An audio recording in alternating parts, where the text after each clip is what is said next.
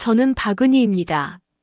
올해 62살 남편 정태호를 잃고 혼자 살아온 지 7년째가 되었습니다. 새벽 5시에 일어나 가게 문을 열고 밤 10시까지 일하는 것이 제 일상이었습니다. 관절염 때문에 무릎이 쑤셔도 허리가 아파도 멈출 수 없었어요. 아직 대학 다니는 손녀 지수의 등록금과 생활비를 대야 했거든요. 그날도 평소와 다름없는 하루였습니다. 단골 할머니들이 오셔서 이런저런 이야기를 나누고 동네 아이들이 와서 과자를 사가고 오후 3시쯤이었을까요? 가게 문이 열리면서 한 남자가 들어왔어요. 등이 약간 굽고 머리가 희끗희끗한 70대 초반쯤 되어 보이는 분이었죠. 무언가 익숙한 느낌이 들었지만 누구인지 떠오르지 않았어요. 죄송합니다만 혹시 박은희 씨 맞으신가요? 그 목소리를 듣는 순간 온몸이 얼어붙는 것 같았어요. 7년 전 교통사고로 세상을 떠났다고 들었던 제 첫사랑, 김영수 씨의 목소리였거든요. 화면을 2번 누르시면 이야기가 계속됩니다. 손에 쥐고 있던 물건이 떨어질 뻔했어요. 영수 씨? 떨리는 목소리로 물었습니다. 그가 고개를 끄덕였어요. 은희야, 오랜만이다. 머릿속이 하얘졌습니다. 어떻게 이럴 수가 있지? 분명히 7년 전에 사고로 돌아가셨다고 들었는데, 그때 장례식장에도 다녀왔는데, 어떻게, 당신이 어떻게 여기에? 말이 제대로 나오지 않았어요. 영수 씨의 얼굴에는 깊은 주름이 패여 있었고, 예전보다 훨씬 야위어 보였어요. 하지만 그 눈빛만은 여전했어요. 제가 22살 때 처음 만났던 그 사람의 눈빛 그대로였습니다. 은희야, 설명할게.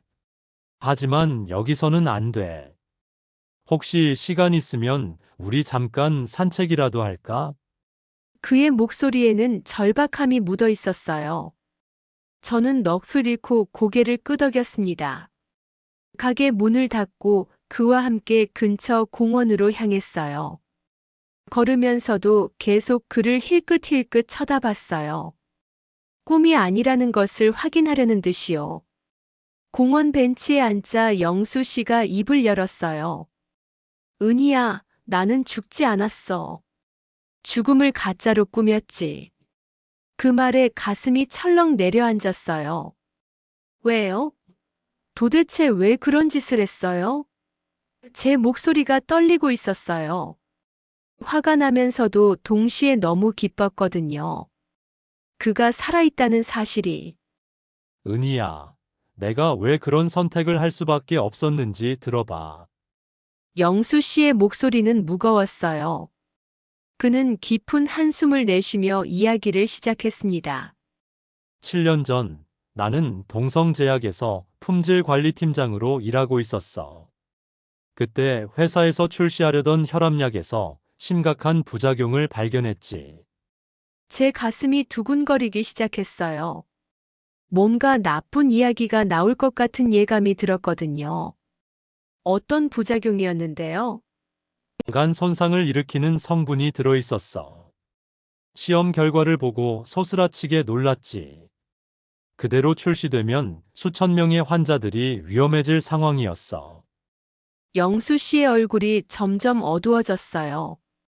즉시 윗선에 보고했지.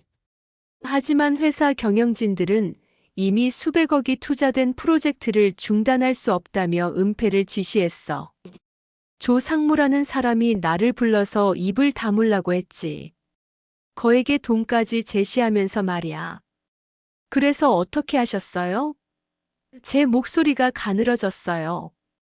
거절했어. 내가 어떻게 수많은 사람들의 생명을 위험에 빠뜨릴 수 있겠어? 그래서 식품의약품안전처에 제보했지. 하지만 영수 씨의 주먹이 떨리고 있었어요.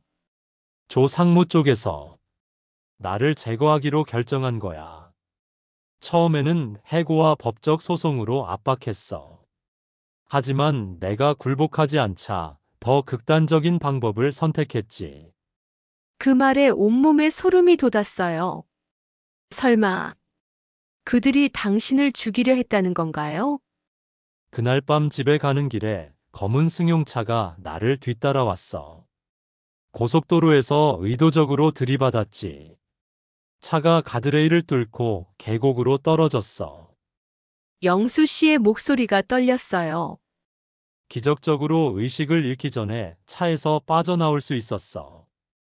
차는 폭발했고 시신을 찾을 수 없었으니 사망 처리된 거지. 저는 말문이 막혔어요. 이런 일이 현실에서 일어날 수 있다니. 그럼 7년 동안 어디서 뭘 하셨어요? 산속 작은 절에서 스님들의 도움을 받아 숨어 살았어.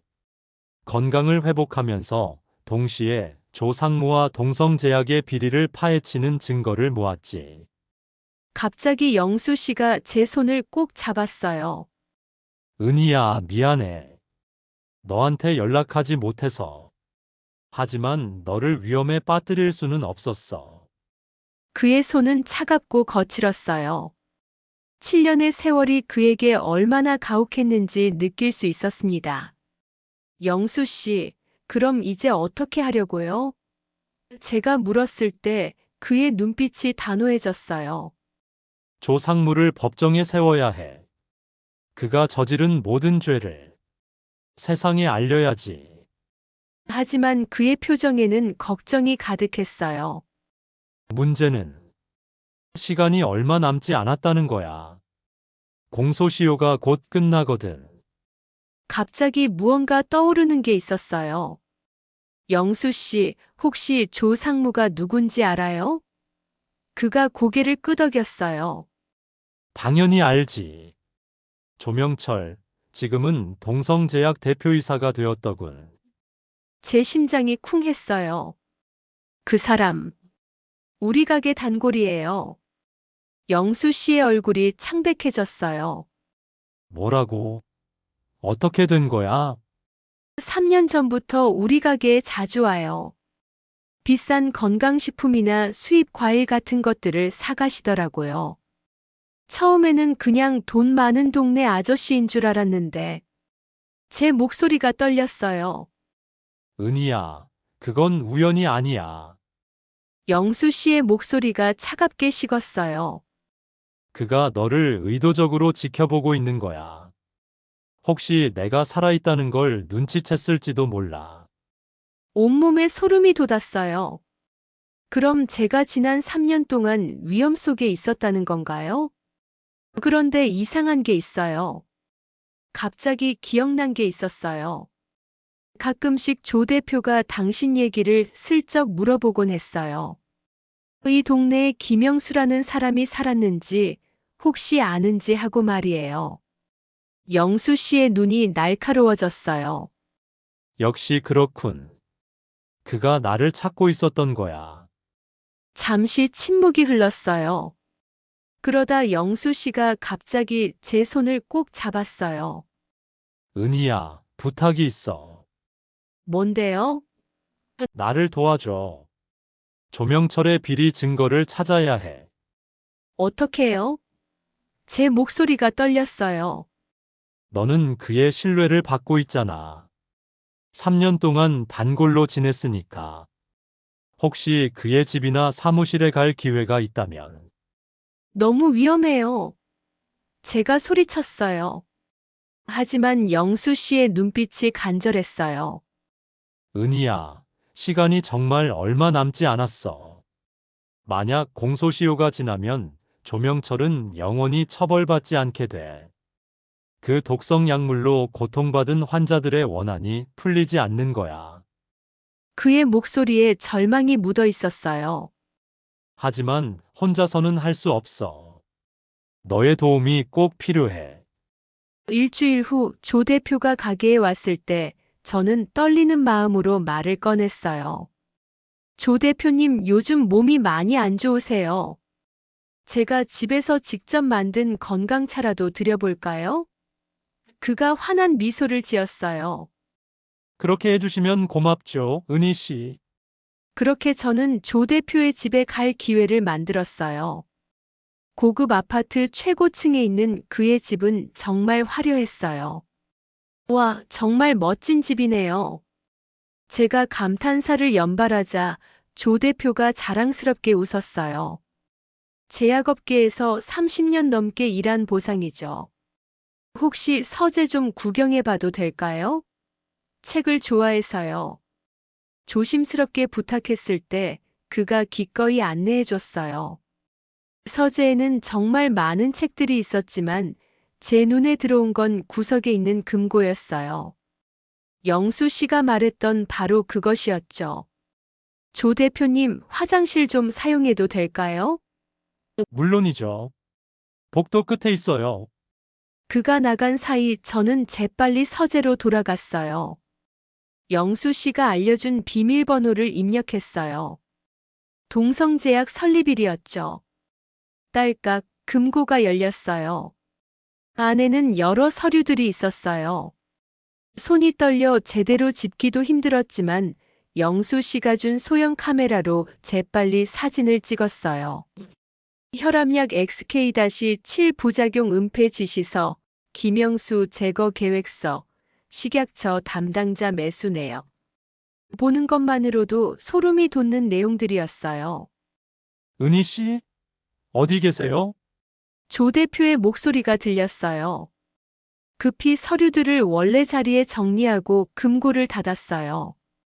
아, 여기 있어요. 책이 너무 많아서 구경하고 있었어요. 억지로 웃음을 지으며 말했어요. 하지만 조 대표의 눈빛이 달라져 있었어요. 의심스러운 표정으로 저를 바라보고 있었어요. 은희 씨, 혹시 금고 쪽에 가셨나요? 가슴이 철렁 내려앉았어요. 아니에요.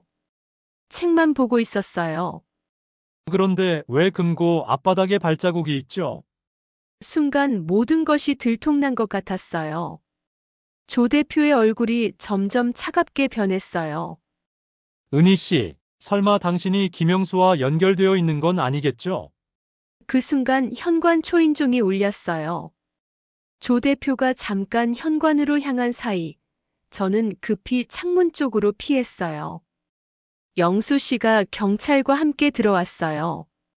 조명철, 당신은 체포되었습니다. 조 대표의 얼굴이 새하얗게 변했어요. 이게 무슨...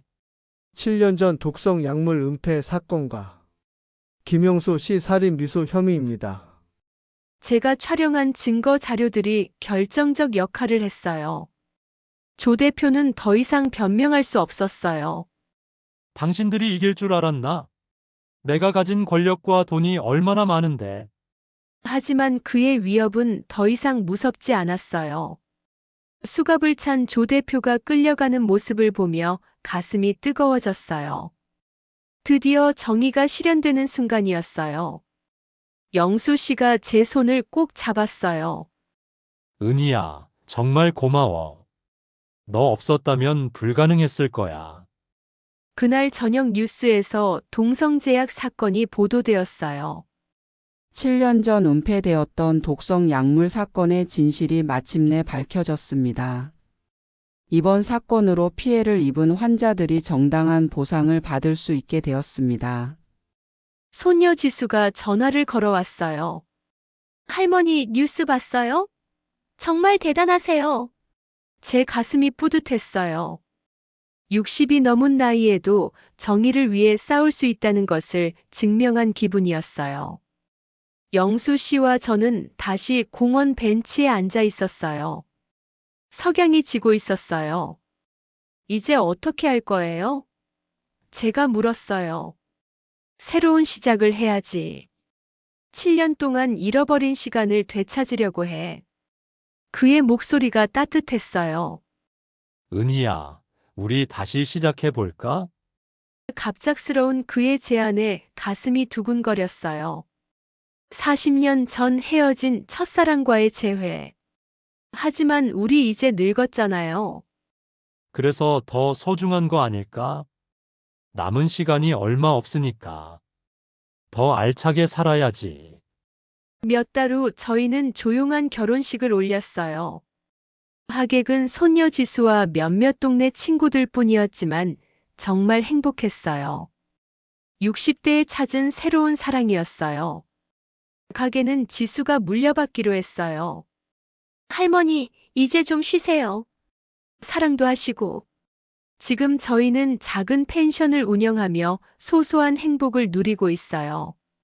정의를 위해 싸웠던 그 경험이 제 인생의 가장 값진 보물이 되었어요. 나이가 들어도 포기하지 않으면 기적은 일어난다는 것을 깨달았어요. 여러분도 늦었다고 생각하지 마세요. 60이 넘어도 70이 넘어도 새로운 도전과 사랑은 가능합니다. 우리에게는 아직 많은 이야기가 남아 있으니까요. 끝까지 시청해 주셔서 감사합니다. 여러분의 인생에도 아름다운 반전이 있기를 바라며 댓글로 여러분의 이야기를 들려주세요.